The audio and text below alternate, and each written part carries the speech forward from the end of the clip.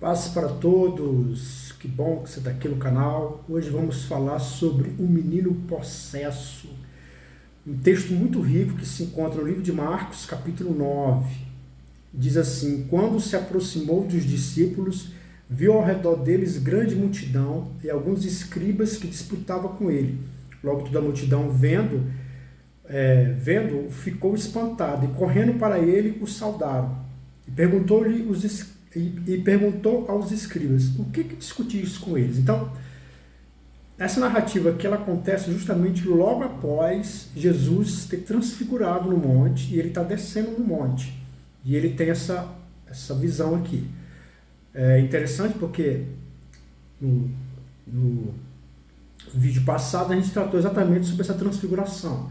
Lá encerra com uma nuvem cercando os apóstolos, e Deus dizendo para ele, esse é meu filho amado, a ele ouvi. Então está aqui um Deus dando testemunho do seu próprio filho, e que era para os discípulos dar ouvido tudo aquilo que Jesus falava.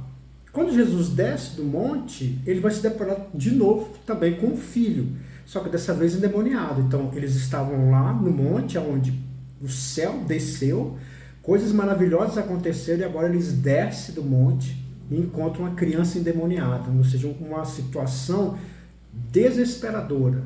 Porque quando se fala de criança sendo machucada, se ferindo, isso mexe com o coração de toda a população.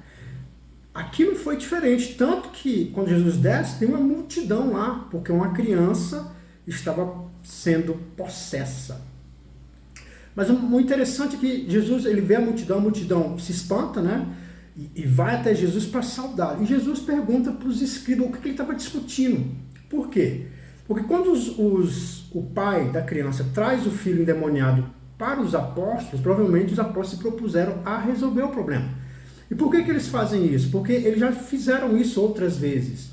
Inclusive, quando Jesus, por exemplo, vai levar os 12 apóstolos para a sua missão, a Bíblia fala que quando eles voltam, eles falam assim, olha, eu vi como se Satanás caísse do céu. Então, quer dizer, eles estavam sendo usados por Deus, em nome de Jesus, era uma bênção. Mas aqui, quando o pai traz o filho, os discípulos não podem fazer nada, que é o que vai falar no fim dessa narrativa. Os discípulos não dão conta de fazer nada.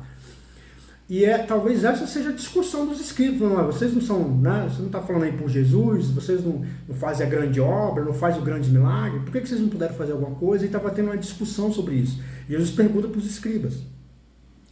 E um da multidão respondeu e disse, mestre, trouxeram o meu filho, que tem um espírito mudo, e este, aonde quer que o apanhe, despedaçam, e ele espuma e range os dentes, e vai definhando, e eu disse aos seus discípulos que o expulsassem e não o puderam. Então vamos lá. No livro de Mateus, tratando da mesma história, falando da mesma história, ele chama a criança de lunático. Por que essa palavra lunático? É por causa das fases da lua. A lua tem 4 fases e essas fases elas mudam drasticamente. Então, uma pessoa que ela é lunática, entre aspas, então ela é uma pessoa que muda drasticamente, uma pessoa que uma hora está uma coisa, outra hora está outra. Mais ou menos como a bipolaridade. E aqui nós vemos aqui que essa criança ela era considerada uma lunática, ou seja, ela mudava o humor frequentemente. Mas existe mais uma narrativa aqui. E trouxe meu filho que tem um espírito mudo, ou seja, então a primeira criança não conseguia falar. Então, você já imagina, uma criança que não consegue falar e tem momentos explosivos. O que essa criança fazia? E este, aonde quer que o apanhe, o despedaça, ou seja, machuca ele muito, deixa ele muito machucado. Quando ele está possesso, com variação de humor, ele se machuca muito. E ele espuma e range os dentes. Então, aqui meio que se trata da epilepsia. No livro de Mateus, por exemplo, ele faz a diferença do livro da doença para a possessão. E vai definhando, ou seja, vai piorando cada vez mais. Cada vez mais vai ficando pior essa situação.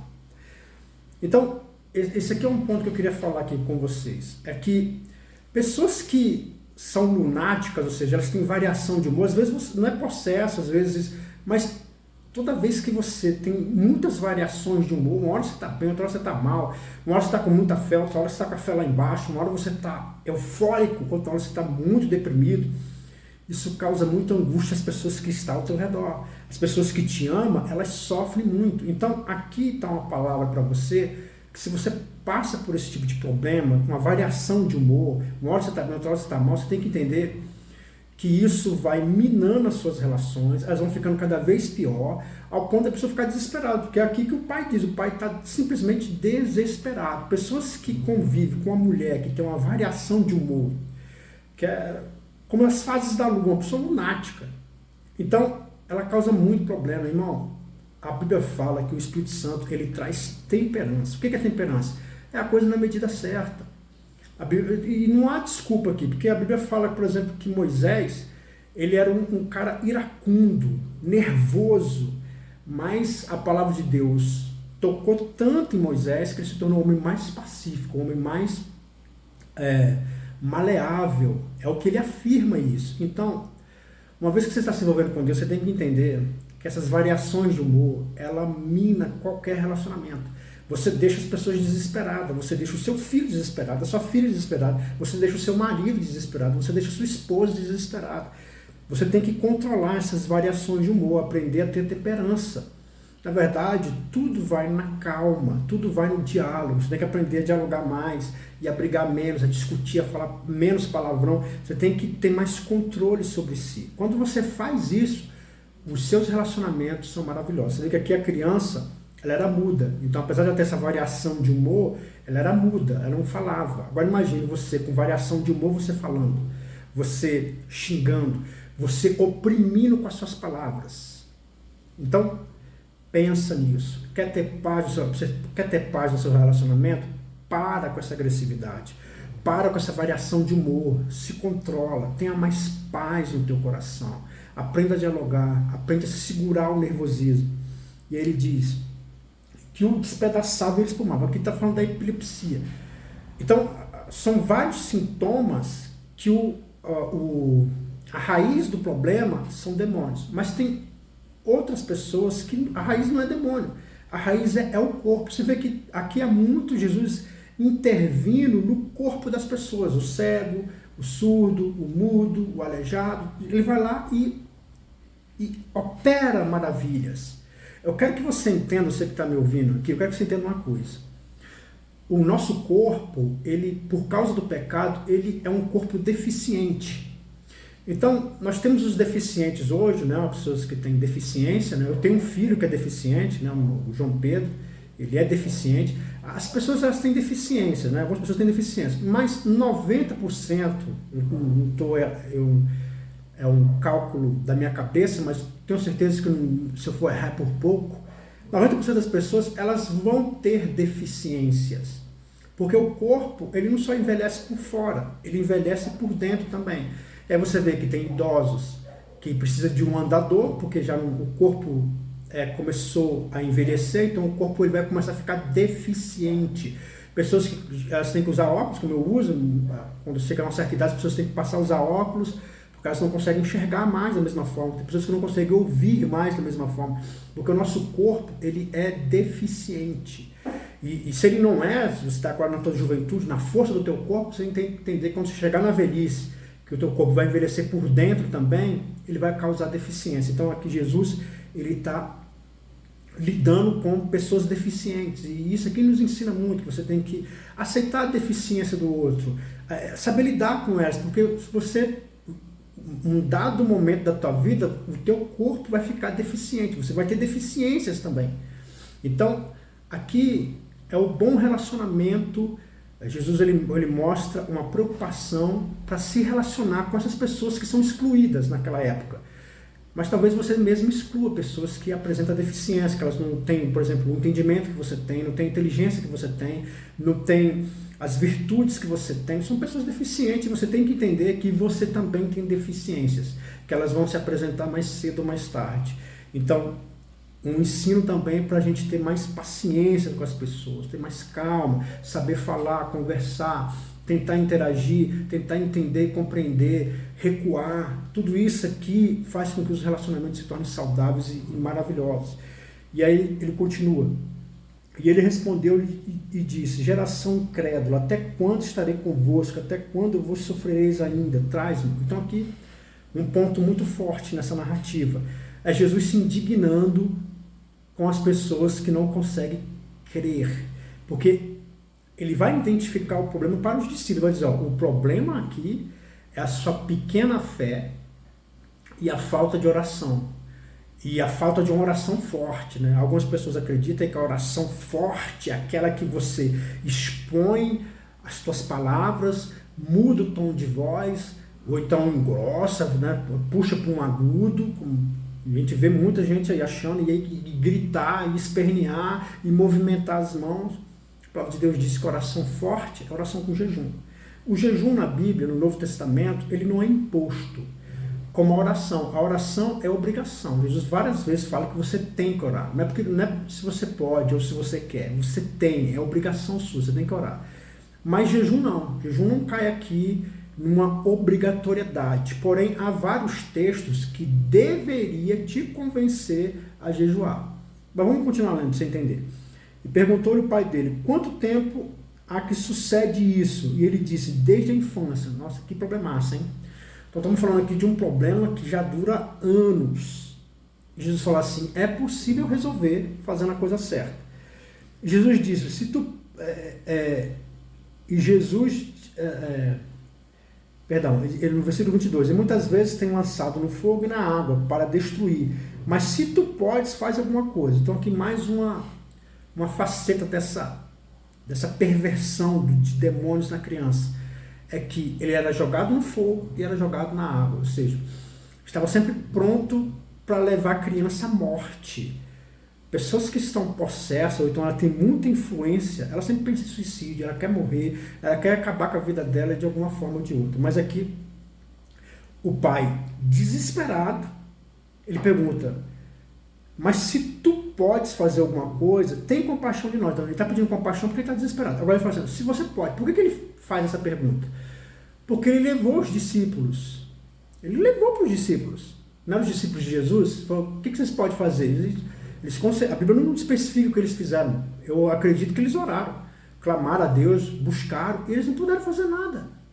Eles não puderam fazer nada. E os saduceus vindo, que são contra Jesus, devem ter fomentado, falado, né, coisas que eu estou vendo, como não há cura, tudo é enganação. E então o coração desse homem não estava mais tão crente assim em Cristo.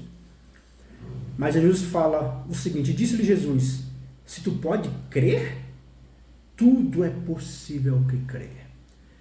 E Jesus vai destacar que esse aqui é o problema. O problema é esse: é até que ponto você acredita, até que ponto você consegue colocar isso na tua alma, no teu coração, de que é possível acontecer. Porque quando você não acredita que as coisas não são possíveis, logo a fé sai do teu coração e entra o medo. Porque o contrário da fé não é incredulidade, mas sim medo. O medo é o grande problema. O medo é a certeza de que não vai acontecer. Então agora todos os meus temores se apossam do meu ser e eu vou expressar isso com o que eu falo e com o que eu faço. Então, o que você fala, o que você faz, diz muito em que nível está a tua fé. E logo o pai do menino, clamando com lágrimas, disse: eu creio, Senhor, ajuda na minha incredulidade. Então, ele pede a Jesus, implora a Jesus, clama a Jesus. Faça o mesmo. Quando acabar aqui esse vídeo, clama a Jesus. Sabe? Fala com Cristo, mas sem medo no teu coração. Creia que Deus vai fazer alguma coisa, porque ou ele faz aquilo que você quer, ou ele não vai fazer o que você quer, porém vai resolver a situação. Esse é o Deus que a gente serve, é um Deus que resolve, que nos tira desse sufoco, dessa angústia. Porque eu vou te dizer uma coisa: se tem uma coisa que falar a verdade é angústia. A angústia, ela fala a verdade para você, ela fala como é que você está se sentindo, como é que está a tua crença. A angústia, ela mostra para você a tua verdade. Então quando você estiver angustiado, é o que o pavor tomou conta, o medo está dentro do teu coração, e com certeza aqui não há espaço para fé, ou há espaço para uma fé defeituosa. Você já vai entender. Mas Jesus, tomando pela mão, o ergueu e ele levantou. E quando entrou na casa dos seus discípulos, e ele clamando e agitando com... desculpa, irmão. É versículo 25. Jesus, vendo que a multidão concorria, repreendeu o espírito imundo, dizendo: espírito mudo e surdo, eu te ordeno, sai dele e não entra mais nele. E ele, clamando e agitando com violência, saiu e ficou o menino como morto, de tal maneira que muitos diziam que estava morto. Então, o poder, a graça, né, agiu, mas a aparência, aparentemente parece que o menino estava morto, aparentemente parece que não deu certo. Muitas vezes nós somos também surpreendidos com isso, né? A gente ora, clama, Deus vem para resolver, Deus vem para achar graça, para dar diretrizes, só que parece que não está funcionando. Deus fala assim, ó, agora eu quero que você ore pelo teu marido, então que você ore pela tua esposa, e você está orando, está clamando, mas parece que não está dando certo, pelo contrário, parece que está ficando cada vez pior. Foi o que aconteceu aqui, Jesus falou, mas o menino ficou como morto, parecia que estava morto, mas não estava. Estava tendo solução. Eu quero dizer a mesma coisa. Se Deus te dá uma direção, Ele fala, ó, faça isso, mesmo que pareça que não está funcionando, está funcionando. Está funcionando. A graça de Deus está vindo, está socorrendo. A coisa está sendo resolvida pelo poder do Altíssimo. Quando entrou na casa, os seus discípulos lhe perguntaram à parte, por que não podemos expulsar? E aqui vem a resposta, eu quero encerrar com isso aqui. E disse-lhe, essa casta não pode sair com coisa alguma, a não ser com oração e jejum. Então, primeiro, você vê que ele reclamou, né? Ele falou, nossa, da pequena fé. Ele fala aqui, ó geração incrédula, até quando estarei convosco e até quando vos sofrereis ainda? Trazei-nos. É o versículo 19. Então, o problema aqui era a fé dos discípulos. Então, não é que eles não tinham fé, a fé deles era defeituosa, ou seja, eles criam em Jesus, tanto que estavam andando com Jesus. O fato de você andar com Jesus, é óbvio que você crê em Jesus. Porém, na hora do problema, o medo falava mais alto. Então, é uma fé defeituosa. Eu creio em Cristo, mas quando o problema vem, o que me domina são os medos do meu coração. Então, o problema aqui, Jesus identifica o problema. Uma fé defeituosa, ou seja, você não crê suficiente. E em segundo, falta de oração. Por quê? Porque uma coisa está relacionada à outra. Quando você crer, você ora. Pessoas que oram muito, né? Que é oração? Oração é conversar com Deus, né? Sem firula, né? Tem pessoas que, né, levam a oração para uma outra coisa. Eu estou falando de oração normal. O que é orar? Orar é conversar. Quando a pessoa ela crer, ela ora muito, ela conversa muito com Deus. Quanto menos você crê, menos você ora. Então, se você está orando, se você tem uma vida de oração, é porque você está crendo. Se você não tem vida de oração, a resposta é porque você de fato não crê. A sua fé é defeituosa, você não acredita. Os medos sempre falam mais alto. Você crê em Deus, mas não acredita nas ações, tanto que o medo cala as suas orações. Então, começa a orar e a sua fé vai crescer. Eu quero que minha fé cresça, então ore. A Bíblia fala que a fé vem pelo ouvir e ouvir a palavra de Deus. Mas uma vez que eu estou falando com Deus, Deus vai responder. E Ele responde através de quê? Da palavra. Ele vai te responder através da palavra. Deus tem várias maneiras de falar com você, mas a principal é a palavra. Deus vai te responder através da palavra. Então a palavra vai fazer com que sua fé cresça. Então, quanto menos você ora, menor é a tua fé. Quanto mais você ora, maior é a sua fé. E ele diz que oração e jejum, como eu falei, jejum não é obrigatório no Novo Testamento, ele não traz essa obrigatoriedade. Só que ele dá vários exemplos, e esses exemplos deveriam já ter te convencido que vale a pena você orar, vale a pena você jejuar. E aqui nós estamos falando aqui de um problema de anos, problemas difíceis. Tem problemas que são tão difíceis que vai requerer uma oração forte. Oração forte é só com jejum. Jejum é que faz a oração ficar forte. Por quê? Porque você está quebrando a tua carne. Como é que é o jejum? Eu vou falar resumidamente. Jejum é quando dói na tua carne. Simples. Doeu na tua carne, está acontecendo um jejum. Então é por isso que você fica tempos sem se alimentar. Eu não recomendo a não beber. Beba muita água, mas fique sem comer. Ao ponto da tua carne sentir dor. Pronto, aí está funcionando. Isso é jejum. Para mim isso é jejum. Então, quando você faz jejum, a sua oração fica forte. E uma oração forte resolve grandes problemas. Problemas grandes requer oração forte. Oração forte, jejum. No livro de Daniel, por exemplo, ele jejuou. A Bíblia fala que o anjo já veio trazer a resposta, mas só que houve um conflito de demônios, querendo impedir que a oração tivesse efeito. Mas ele insistiu com oração e com jejum, e a palavra de Deus diz que a resposta veio. É isso que eu quero dizer para você. Você está passando por um grande problema, chegou o momento de aumentar essa fé. Vamos orar, ouvir a palavra. Mas eu tenho dificuldade de entender a palavra. Continue aqui no canal. Continue aqui comigo no canal. Aqui nós estamos sempre expondo a palavra. Isso faz crescer sua fé. E isso vai fazer crescer suas orações. Uma vez que isso acontece, grandes problemas e dificuldades serão resolvidos. Amém, meu irmão? Espero que essa palavra tenha falado comigo. Falou muito comigo. Dá ali para falar um bocado de coisa. É um texto muito rico. Mas eu tenho certeza que Deus falou no teu coração. Começa a orar. Começa a jejuar. Esses problemas grandes que estão surgindo, eles vão ser resolvidos com o poder da oração. Porque Cristo tem achado graça na tua vida. Fica na paz e na graça. Até o próximo vídeo.